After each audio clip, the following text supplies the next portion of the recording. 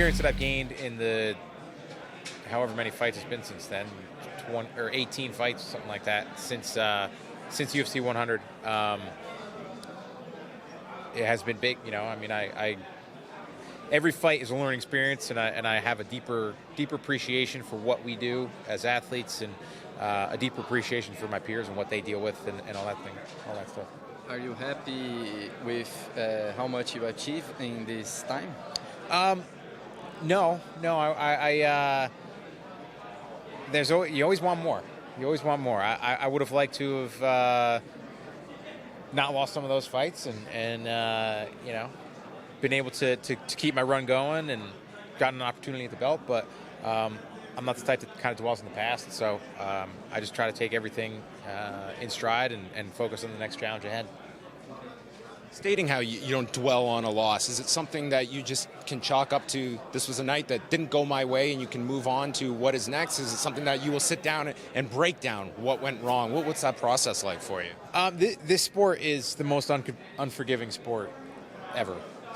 You know, if you're lucky, you get 3 opportunities a year to show that you're one of the best on the planet, you know. And I've been fighting for 10 and a half years now, and I've got 30-something fights. You know, like I said, it's three opportunities a year to prove that you're the best home run hitter, or, you know, that couple at bats a game, you know. To 3 at bats a year. Yeah, you know, or even 3 games. So you get maybe 9 or 10, you know, 10 at bats, or basketball games or football games. Everybody has a bad night, you know, and when somebody else is punching you and kicking you and trying to choke you and all that stuff, it really exaggerates your bad nights. And sometimes it's just little things, little slip-ups. You know, we see it all the time. Guys go for spinning back kicks when, you know, they are too tired, or they probably shouldn't be pulling that move out yet, and next thing you know, they lose a fight that they possibly should have won. So it's I take everything that happens in here, and every one of my fights and everybody else's fights, with a grain of salt, you know, knowing that there's a whole lot more going on that affects the outcome of a fight than just, you know, somebody's technique. Was Takanori Gomi somebody that you watched as you were coming up in the sport as well, watching what he was doing in Japan? And what was your reaction getting this fight with someone with that kind of a lineage behind him in Japan? You know, it's a cool fight. You know, I was watching him be the best in the world at 155 pounds or 160 pounds before I even started training.